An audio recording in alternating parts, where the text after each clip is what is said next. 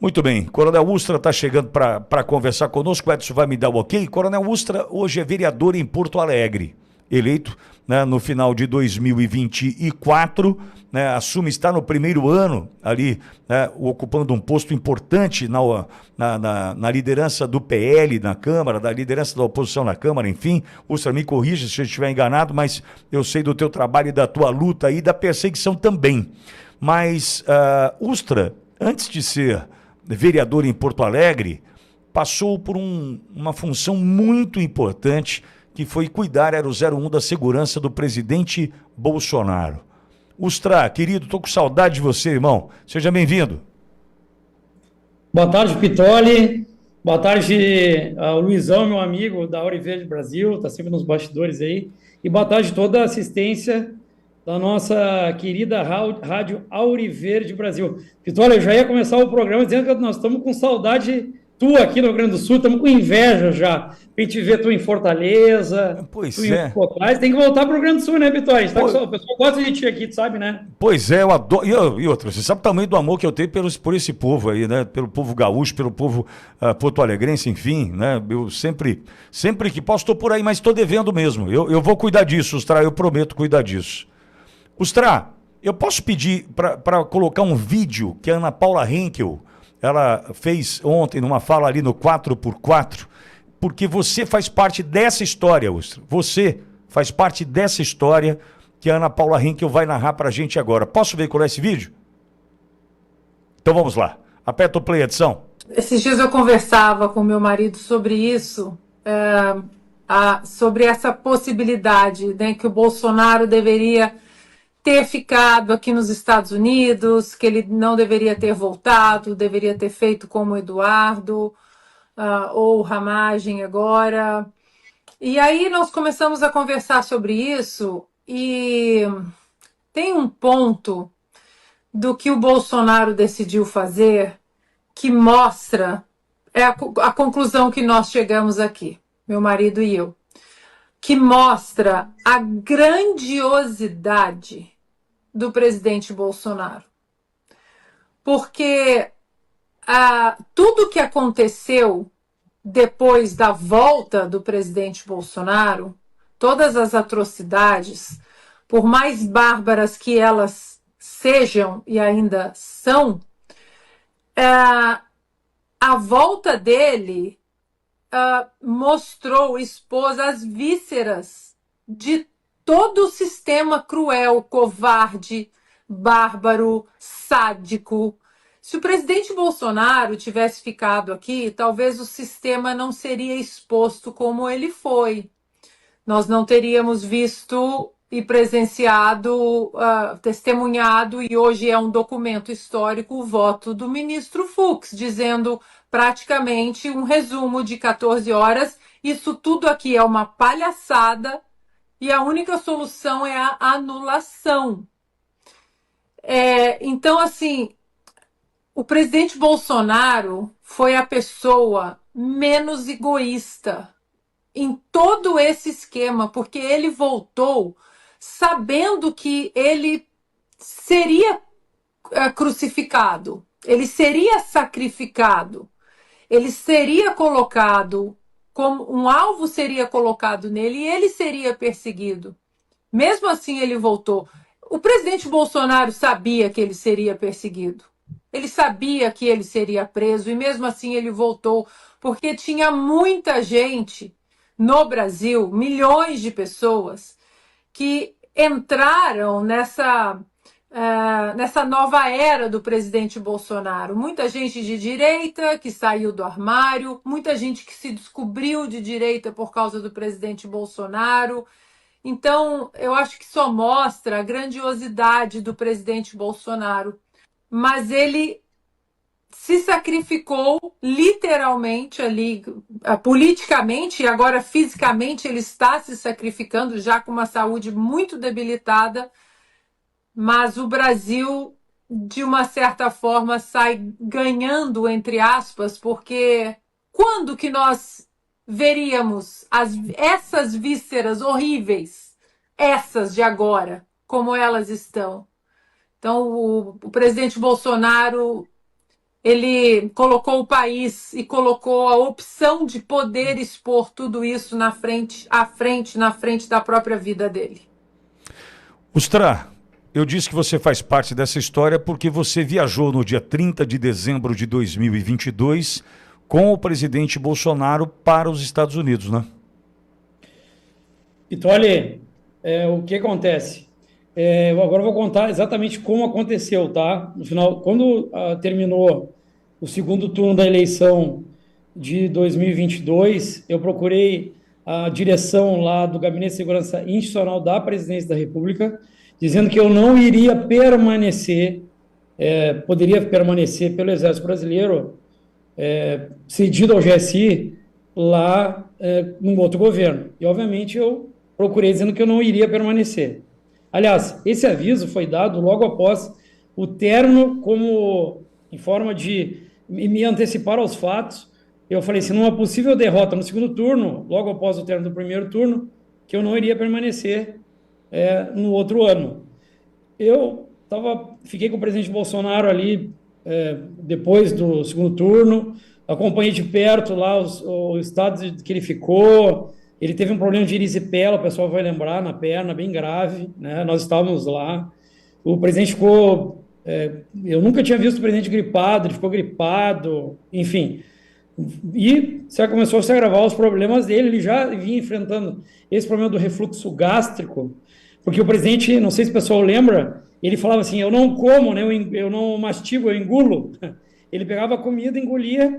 Nós tivemos uma passagem com ele em São Francisco do Sul, que ele comeu camarão, e o pessoal sabe que o camarão, se tu não mastigar bem o camarão, né, ele vai em pedaços mais inteiros, e aí tranca no aparelho digestivo, né? E ele teve esse problema, nós evacuamos ele para São Paulo, enfim, e então, durante o governo ele já apresentava esses problemas, né, o decorrência da facada sofrida lá em 2018 por um integrante do PSOL. E eu estava no Natal. A gente sabe que nós temos a noite de Natal e no outro dia nós temos o almoço, né, de Natal, no dia 25 de dezembro. Nós temos um sistema que se usa no GSI, que você recebe o aviso para onde você vai. Tem que preparar a equipe e ir. E eu recebi o aviso de ir para os Estados Unidos. Esse almoço. Dia 25, embarcando no dia 26, no dia seguinte. Preparei uma equipe, às pressas, né? Essa equipe foi trocada 3 vezes. Não era para não vazar a informação, e eu fui, na verdade, nesta missão, devido à confiança que tinham, me mandaram para os Estados Unidos antes para organizar a logística da chegada do presidente Bolsonaro aos Estados Unidos. E por que isso? Porque você pega um presidente da República que foi, num processo eleitoral, sofreu um atentado, e durante todo o processo, que nós acompanhávamos, obviamente, né, Pitoli, em análise de inteligência, nós tínhamos ameaça do Bolsonaro o tempo todo, porque ele é uma ameaça ao sistema. E como é que você sai de um sistema de segurança, de um gabinete de segurança institucional com diversos agentes em uma estrutura gigantesca e passa para ex-presidente apenas com 8 integrantes, sendo desses apenas 4 oriundos do GSI? Como é que se faz essa adaptação? Então, nós fomos para os Estados Unidos, e eu, junto ao Serviço Secreto Americano, organizamos a chegada do presidente e a preparação dessa transição de presidente para ex-presidente. Então, cheguei antes dos Estados Unidos, organizamos tudo, e o presidente Bolsonaro chegou no dia 30 de dezembro. Mas eu estava em contato com toda a equipe que foi junto no avião presidencial, estava lá na pista do aeroporto de Orlando, e o Felipe Martins, que tanto se fala, não estava nesse voo. Felipe Martins não foi para os Estados Unidos. Não estava nesse voo. Recebemos o presidente Bolsonaro, tudo aquilo que a gente já acompanhou, né? Ficamos com ele lá até o dia 31 de dezembro, ali, até a virada, e voltamos para o Brasil. Quando eu me despedi do presidente Bolsonaro, eu acho que eu nunca falei isso aqui em algum canal, ele ficou na casa do lutador Zé Aldo, que é o lutador de UFC, e na casa dele bem grande, lá em Orlando, uma garagem que tinha lá alguns aparelhos de jogos, sinuca, e aqueles fliperama, enfim, né? E eu lembro até hoje de cumprimentar o presidente Bolsonaro, o último integrante a cumprimentar o presidente Bolsonaro do governo federal, que voltou para o Brasil, me despedir dele e fechar a porta dessa garagem. Mas antes de nós nos despedirmos dele sair, ele falou assim: eu estou aqui para um período de adaptação, mas eu vou voltar para liderar o meu povo. É isso que ele falou. Daqui a 3 meses eu volto. E foi o que aconteceu. Então, o presidente Bolsonaro, em nenhuma maneira que o pessoal fala que ele foi, abandonou, não. Ele nunca abandonou o povo dele. Nunca abandonou. E ele falou que ia voltar e voltou, sabendo dos riscos que ele correria estando aqui no Brasil. E quantas vezes, Vitória, tu deve ter acompanhado nos bastidores, o pessoal chegava, tem que ir embora, tem que ir embora, tem que ir embora. O que ele falava? Não, eu vou ficar aqui e vou enfrentar. Vou ficar aqui e vou enfrentar. E hoje, onde é que está o presidente Bolsonaro? Tá nesse exato momento, ele está dentro de uma cela, né, de uma sala da Polícia Federal, com 12 metros quadrados, cerceado de diversas coisas, dentre elas o convívio da sua família, né, que está sendo impedida, né? O Pitório teve final de semana agora com a Michele, se eu não me engano, foi em Fortaleza, né, Pitório? Fortaleza. E a Michele está com dificuldade, inclusive vai falar com o marido, fica 30 minutos, né? Se eu não me engano, cerceado. Sim. E tem que revezar com os filhos, né? Com o Renan, com o Carlos, com o Flávio. Tem que revezar ali pouco tempo. E também as visitas, né, Pitório? Eu entrei esses dias ali para ver que nos primeiros 6 meses de prisão do Lula, ele recebeu 600 visitas. E o controle que tem do presidente Bolsonaro desde que foi decretada a prisão domiciliar é uma visita ao dia, se eu não me engano, né, Vitória? Uma visita ao dia, né? Eu não sei exatamente se os filhos estão liberados 30 minutos cada um deles e mais uma visita alternativa, não sei, aos filhos. Eu confesso que eu não sei exatamente como está isso, Ustrá. Mas Vitória, que conhece bem o presidente Bolsonaro, conviveu muito tempo com ele, e a gente sabe, né, Vitória, da situação de saúde dele, das dificuldades, inclusive com a questão aí da questão alimentar, né, que está bastante preocupante. Estão levando a comida para ele lá. Ustrá, você sabe o negócio que pode estar judiando muito do presidente hoje? Eu pensei nisso hoje. Falta de atividade física. Sim. Ele deve estar ficando louco nesse sentido, porque não tem onde praticar atividade física que ele gosta de praticar, né, Ustrá? Bom, o Pitório, que frequentava o Alvorada, sabe que o Alvorada, o Palácio Alvorada, que é o palácio, a residência presidencial, ele é um grande fazendão, né? A gente chama em Brasília que é aquela ponta de picolé que avança sobre o Paranoá. Mas é um grande fazendão. Tem pista de caminhada, de corrida, tem um mini zoológico lá dentro, enfim, pode pegar uma embarcação e ir para o Paranoá. E o presidente Bolsonaro, que é muito ativo, às vezes nós estávamos lá com ele num final de semana, num domingo, e ele ficava entediado de estar lá dentro, sem contato com ninguém. Então, acontecia dele querer pegar a moto dele, ele dava uma despistada ali na segurança e saía Brasília fora. A gente, quando te via, o presidente já estava lá fora, tinha que sair correndo atrás dele, porque ele ficava entediado de ficar dentro do Alvorada. Tu imagina botar ele agora, que é muito ativo, dentro de uma sala de 12 metros quadrados, entendeu? Então, esse fator anímico também, aliado a esses diversos problemas de saúde, nos preocupa muito o estado de saúde do presidente e o que isso pode acarretar daqui para frente, né? Sim. Que a gente teme pelo pior, né, Vitória? Nós tememos muito pelo pior. Sim, que é o que eles desejam, o sistema deseja, infelizmente, desde Adélio Bispo. Agora, Ustrá, você, nesse momento do Gabinete de Segurança Institucional, era comandado pelo general Augusto Heleno, certo? Era quem te comandava. Qual é o teu sentimento hoje, vendo um homem da envergadura e da importância de Augusto Heleno, esse general querido, preso dessa forma tão dura, hostil e cruel, Ustrá? Olha, Pitoli, nos bastidores, e a gente viajava o Brasil inteiro e às vezes para o exterior com o presidente Bolsonaro, quando se falava no presidente Bolsonaro, né, o pessoal vinha abaixo e cumprimenta e tal. Mas uma pessoa muito querida por todos, civis, militares, enfim, era o general Heleno. O general Heleno era uma das autoridades que, quando nós viajávamos, que as pessoas mais procuravam para pedir para tirar foto, pediam autógrafo, queriam tocar, enfim, é uma pessoa muito querida. Até hoje, eu faço isso que eu aprendi com o general Heleno. O general Heleno passava por nós ali, pela segurança, e nos cumprimentava, né?